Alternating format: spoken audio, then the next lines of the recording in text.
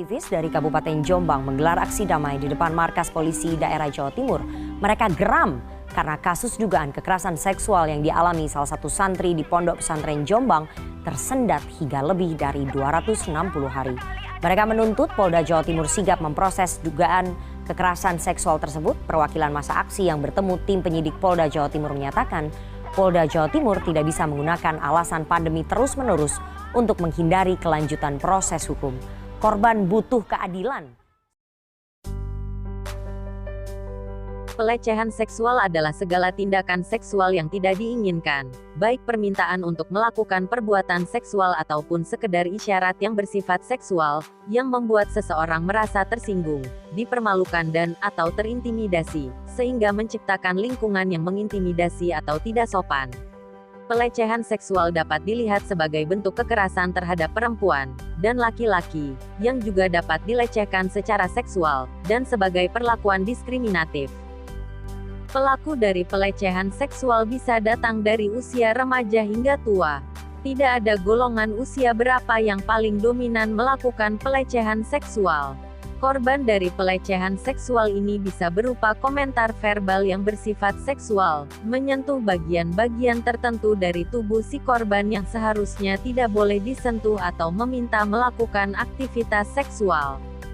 Bahkan ironisnya, pelecehan seksual ini juga diikuti dengan tindakan kekerasan. Banyak faktor yang bisa menjadi penyebab seseorang melakukan pelecehan seksual, seperti dikutip dari artikel Detikil, Rabu, tanggal 14 Juli tahun 2010, berikut beberapa alasan kenapa orang melakukan pelecehan seksual. 1. Lingkungan sosialnya. Kondisi di mana seorang laki-laki dan perempuan dibesarkan akan mempengaruhi bagaimana perilakunya nanti.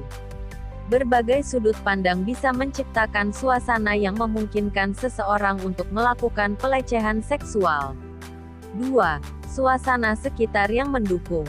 Biasanya pelecehan seksual lebih banyak terjadi di fasilitas umum terutama pada angkutan umum yang penuh, sehingga seseorang suka mencari-cari kesempatan. 3. Mengalami penurunan moral. Saat kondisi seseorang mengalami kelemahan moral, seringkali menganggap seks pranikah atau one night stand adalah sesuatu yang wajar sehingga menganggap hal tersebut bukanlah pelecehan seksual. 4. Memiliki perilaku seks yang menyimpang. Biasanya orang ini memiliki kelainan seperti suka memperlihatkan alat vitalnya, suka membahas masalah-masalah porno aksi atau memiliki perilaku suka mengintip. 5. Kurangnya peraturan hukum yang ada. Beberapa orang melakukan pelecehan seksual karena memang belum ada peraturan hukum yang bisa membuat seseorang merasa jerah.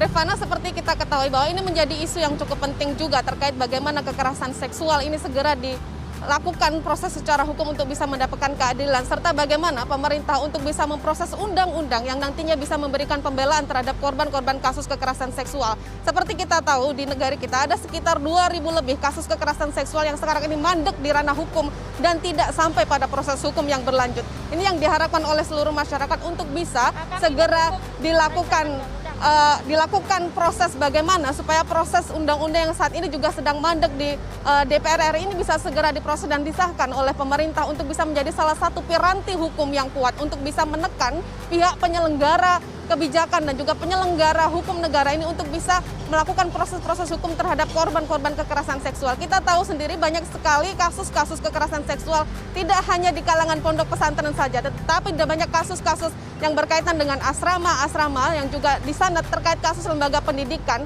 bagaimana orang tua menitipkan anak-anak mereka, tetapi akhirnya anak-anak mereka menjadi korban kekerasan seksual oleh tenaga pengajar ataupun oleh pengurus di yayasan tersebut. Ini menjadi salah satu concern yang perlu menjadi perhatian khusus oleh pemerintah. Selain banyak sekali persoalan lainnya yang saat ini memang menjadi persoalan pekerjaan rumah oleh pemerintah, tentunya kasus-kasus seperti ini juga menjadi kasus yang tidak boleh luput dari perhatian publik. Berikut beberapa alternatif kebijakan untuk mengatasi dan mencegah masalah pelecehan seksual. 1. Pendidikan seks yang bijak. Adapun strategi yang ditawarkan bisa diterapkan adalah sebagai berikut. A. Menggalang kerjasama antar semua stakeholder baik pemerintah, swasta, LSM, organisasi profesi, serta para orang tua dan orang dewasa lainnya untuk melakukan bimbingan pendidikan seks yang bijak kepada para remaja, berdasarkan prinsip dalam penyelenggaraan program pembinaan. B. Empowering keluarga. Pemerintah dalam hal ini perlu melakukan upaya-upaya dalam terwujudnya komunikasi yang bermoral antar orang tua dan anak, untuk meningkatkan ketahanan mental menghadapi arus globalisasi dengan cara memperkuat sistem agama, nilai dan norma di dalam keluarga merupakan alternatif utama. Keluarga bertugas mempertebal iman remaja dan pemuda dengan meningkatkan pemahaman nilai-nilai agama, norma budi pekerti dan sopan santun. C. Dari pihak pemerintah juga diharapkan adanya kegiatan berwawasan nasional, misalnya memperketat sensor arus informasi dan budaya asing, sehingga harapannya, permasalahan penyimpangan seks tidak berlarut-larut, sehingga tercipta generasi penerus bangsa yang unggul, baik dari segi fisik maupun mental. 2. Pendidikan kesehatan reproduksi. Sebaiknya pemerintah tidak hanya fokus pada pemberian pendidikan seks saja, namun juga kepada pemberian pendidikan kesehatan reproduksi. Berikut strateginya. A. Menyusun suatu kebijakan yang di dalamnya membahas tentang kesehatan reproduksi. Isi kebijakannya sebaiknya tidak hanya hukuman atau denda bagi pelanggar kesehatan reproduksi, tetapi akan lebih baik bila di dalamnya ditekankan pada strategi promotif dan preventif terhadap masalah kesehatan reproduksi. B. Menciptakan kebijakan yang melibatkan remaja, baik sebagai partisipan aktif maupun pasif. Tahap awal penentuan kebijakan dalam penanggulangan kesehatan reproduksi remaja tersebut adalah mengerti dunia remaja itu sendiri. Pemerintah seharusnya mengadakan survei dan penelitian tentang kondisi kesehatan reproduksi remaja di Indonesia. Penelitian tersebut sebaiknya dilakukan secara menyeluruh di semua wilayah Indonesia dan tidak boleh hanya memilih beberapa daerah sebagai klaster sampling. Setiap daerah memiliki pola hidup dan kebudayaan yang berbeda, serta tingkat perkembangan yang berbeda, sehingga secara tidak langsung, pengaruh globalisasi dan arus informasi terhadap kesehatan reproduksi berbeda pula. C. Sosialisasi yang masif terkait informasi kesehatan reproduksi.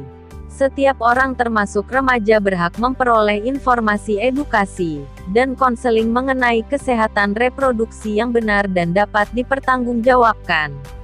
Oleh sebab itu, pemerintah wajib menjamin ketersediaan sarana informasi dan sarana pelayanan kesehatan reproduksi yang aman, bermutu dan terjangkau untuk masyarakat, termasuk keluarga berencana.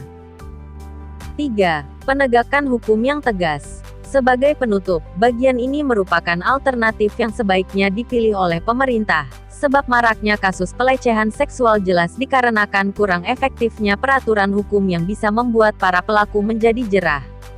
Terdapat beberapa payung hukum yang diharapkan dapat mengatasi masalah ini. Namun dalam prakteknya di Indonesia yang dinilai oleh Komisi Perlindungan Anak Indonesia, KPAI, di mana kejahatan seksual di Indonesia sudah berada dalam tahap membahayakan dengan banyaknya kasus kekerasan seksual belakangan ini.